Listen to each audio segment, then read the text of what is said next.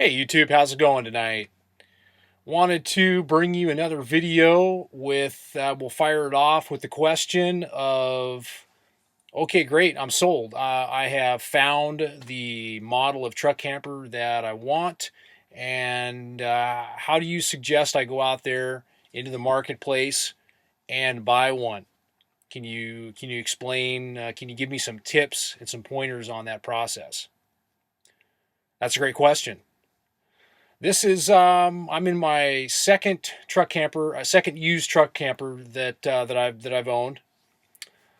The first one that I purchased was a 1998 Lance Squirelight 185, and then I'm in the Northern Light now.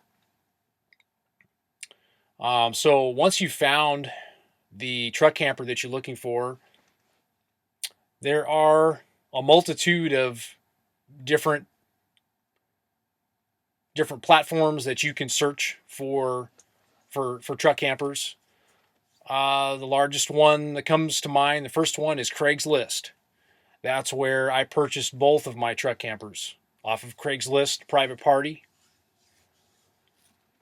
I would suggest that you purchase from a private party and not from a dealer, just for the simple fact of you can typically get better deals dealing with a private party through negotiation. You also can negotiate and get good deals through dealers as well. It just depends on what their story is and what their motivation level is on that particular camper.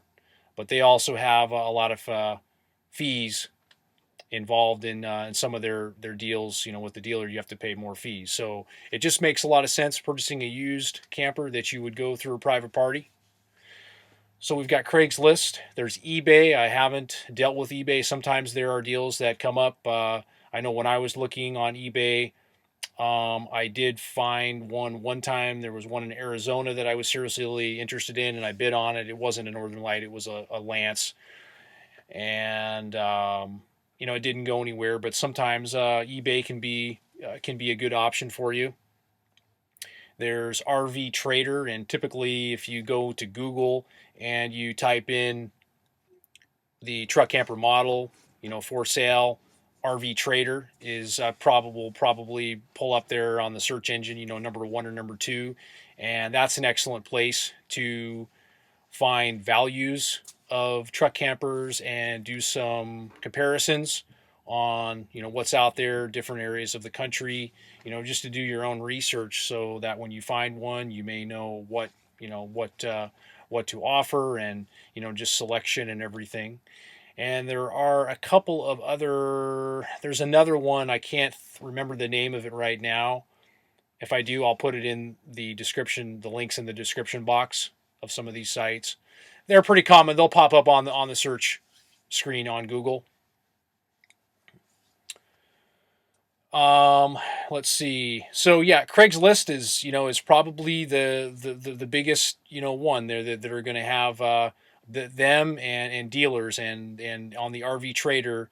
That's where you're going to see the truck campers for sale at the dealers. And depending on what you're looking for, a dealer may be at the time and your motivation level to acquire a camper, they may be your only option. I know when I was looking at some of the Northern Lights, it came down to a couple times that it was just a dealer that had them. So you may be stuck there. And dealers are excellent places to go shopping and to get information, to try things out. And I would highly, highly recommend that you go to several dealers and you go to all the dealers of those makes, manufacturers that you're interested in, and you test drive every single one of them, and you ask lots of questions, and do all of that due diligence and research there. And then you can go to the private marketplace, and you're going to be armed with a lot more knowledge and what you're looking for. So dealing with private party. So when you go to look at some of these used truck campers, you're really not buying a trust. You're really not buying a truck camper. You're buying the previous owner that owned the truck camper. So you're trying to figure out, were they a smoker? Did they have pets? Did they Were they cooking bacon in the truck camper religiously every day that they were in it using it? You're looking for smells. You're looking for, you're essentially buying them. How did they take care of it? When your first impression when you look at it, is it clean? Did they go through and clean the inside of it? Did they do an excellent job, showing it, getting it ready to show it? That's going to tell you a lot about how they are and how they take care of things. Um, you know, when you first walk into your first 5 seconds of walking into the camper, you're going to do the sniff test and you're going to smell. And you either are going to be okay with that smell, you're going to love the smell, or you're going to hate the smell. And then right then or there, that will tell you whether or not you want to look any further. Um, Buying an RV, and then once we get into so that's the side of really looking at the owners, because this is not like a car. I mean, where all they were doing with a car is driving it. This is a recreational vehicle, and they were sleeping in here, they were eating in here, they were going to the bathroom in here. So you really just kind of want to you want to feel them out, and you will get a feel for how they are and how they took care of it. So moving into the technical side of everything, you're going to want to go through and test everything out. So test all of the appliances out and make sure, you're going to be looking at, you're going to test, you're going to do your walk around, you're going to test everything out, and you're going to make sure everything works. Make sure the stove works, and make sure the refrigerator works, and the lights, and you're essentially looking for problems. Okay, that's and you're being an inspector at that point, and you're looking for dry rot, and you're going to go in there with your flashlight, and you're going to look at all the cabinets, and you're going to look for any insect damage, and you're going to be looking for any water leaks and dry rot. And it also would be very wise of you, depending on your knowledge and skill level, to hire a private, hire an RV mechanic to come out with you to inspect this. That would be very, very well weighted in your advantage to do that, to have everything everything looked at. So a truck camper is great because it doesn't have the mechanical apparatus to look over the undercarriage, as a travel trailer, fifth wheel, or motorhome. It doesn't have any of that stuff. So as far as the exterior goes, you're just looking for you're looking for problems, and if it's been sitting outside, for a while. For example, my truck camper, the one that I'm in now, when I purchased it, the owner, when I bought it, the outside was just covered with, it had been sitting outside for a year. And so it had lots of, some algae on it and everything, and, some pollen and everything. So, those kinds of things can work in your favor for negotiation. So, the exterior wise, yeah, you're looking for those leaks, and going over it with a fine comb on the exterior. Like I said, disclosure. I'm not an expert. I'm not an RV expert. I'm not an RV mechanic. So I'm just telling you some things that this is what I've done in my experience and past of buying a used truck campers.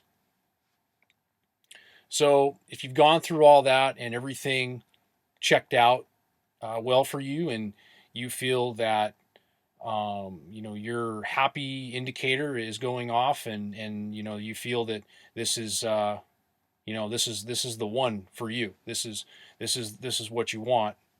Then that's when we start the negotiation process. And this could be an entire another video. But when you negotiate, you want to go out there and you want to look on NADA, and you want to find out, you want to list all the options, and figure out what it's worth to Kelley Blue Book or NADA, and get an idea of what they say. Okay, because what they say and what the market pays is two different things. So once you've gathered that information, and then you see what he's offering, and then you make your offer. And when you offer, there's a lot of school of thought here on negotiation. Some people will say that if you weren't embarrassed by your offer, you offered too much. That's just simply an approach. You can offer a low offer, um, or maybe it's a screaming deal, and you don't you know that it's a smoking deal, and you don't need to do any more. You don't need to come in any lower. You're happy with offering the price that he's asking for it. So you can do that. um, when it comes to negotiation, you're going to want to ask, and ask again. You're going to ask for more things. Maybe they have a generator that you noticed in the garage that they were using with the camper. You may want to ask to include that in the sale, and then make your offer that way. Or maybe he's got an extra propane tank in the garage, and you can ask. Everything is negotiable. Okay, and then so once you make your offer, and then maybe he counter offers, and you ask the question, okay, can you do any better? Is that and Can you do any better? Can you do any better than that? Can you do any better? And then the last thing you can ask is that the best that you can do? Is that the best that you can do? Is the best absolute offer? And you shut up. You don't talk. You keep your mouth closed, and you listen to what the seller says. So these strategies that I'm giving you are, these are some of the best. These are some of the best ones that I know to negotiate for deals. Because if you're like me, you do want to get a great deal, and you don't want to overpay. And you should be in a place where you want to get the best deal that you can, and depending on where the seller is with it, their motivation level, and you're going to know that right off the bat. You're going to know, and you can simply, and you're going to know that by asking the question right before you make any offers: how flexible are you with your price? And you shut up and you listen. And if he comes or she comes right back and says, I'm pretty firm on my price, well, then you're going to know right there that there's not a lot of room today. I have seen, people that I have gone out and looked at truck campers, and they said, they're pretty firm on price. A month later rolls by, and I see that they dropped the price $2,000. So patience is virtue when you are purchasing. And that's, I'll tell the short story of my purchase of the Northern Light that I'm in. I found a brand new one, an unused brand new one that the previous owner had bought a year ago, never used it, and had some unforeseen circumstances in his life that happened, and he became a motivated seller, and he needed to sell it. And so I was able to look at it. Um, in my unique situation, I saw it. I looked at. I didn't look at it. I just saw it. I called him, and got kind of a feel, for everything, to find out if it was what I wanted. I got a feel for where he was with his, with his price, and basically, and this is another thing you can do too. You can forget about it. Even if it's the one thing you want, just forget about it for like a month. Okay, let a month roll by and see if it's still for sale. And if it's still for sale, that could be in your favor. I didn't actually do this. I looked at it, and it was more than I wanted to spend, but I ended up going back a month later, and the seller was more motivated than the first time that I spoke with him. So I think I've covered a lot on negotiation. And like I said, this could have been a separate video on negotiation, but I'm just going to pack it. I'm going to pack it all into this one video. And so those are my thoughts on purchasing a used truck camper. If you have some other thoughts on this that you'd like to add to this discussion, please comment down below. Thank you for watching.